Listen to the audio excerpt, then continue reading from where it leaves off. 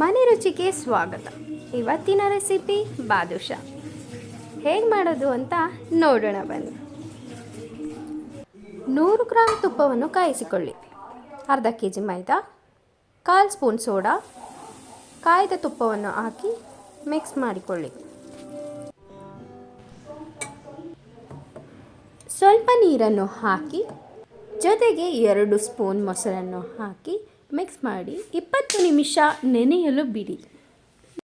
ಇನ್ನೊಂದು ಬಾಂಡಲಿಯಲ್ಲಿ 1 ಲೋಟ ನೀರಿಗೆ ಅರ್ಧ kg ಸಕ್ಕರೆಯನ್ನು ಹಾಕಿ ಪಾಕವನ್ನು ರೆಡಿ ಮಾಡಿಕೊಳ್ಳಿ.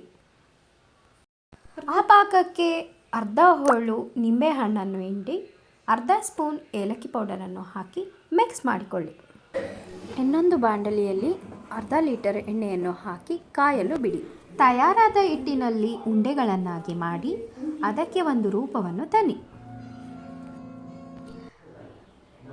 ಎಣ್ಣೆ ಕಾದ ನಂತರ ರೆಡಿಯಾದ ಉಂಡೆಗಳನ್ನು ಎಣ್ಣೆ ಒಳಗೆ ಡೀಪ್ ಫ್ರೈ ಮಾಡಲು ಬಿಡಿ.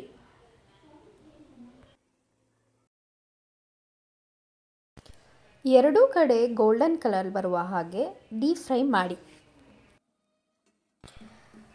ತಟ್ಟೆಗೆ ತೆಗೆದಿಟ್ಟುಕೊಂಡು ರೆಡಿಯಾದ ಪಾಕದ ಒಳಗೆ ಸೇರಿಸಿ 5 ನಿಮಿಷ ಸಕ್ಕರೆ ಪಾಕದಲ್ಲಿ ನೆನೆಸಿ ರುಚಿಕರವಾದ ಬಾದುಷಾ ಸವಿಯಲು ಸಿದ್ಧ.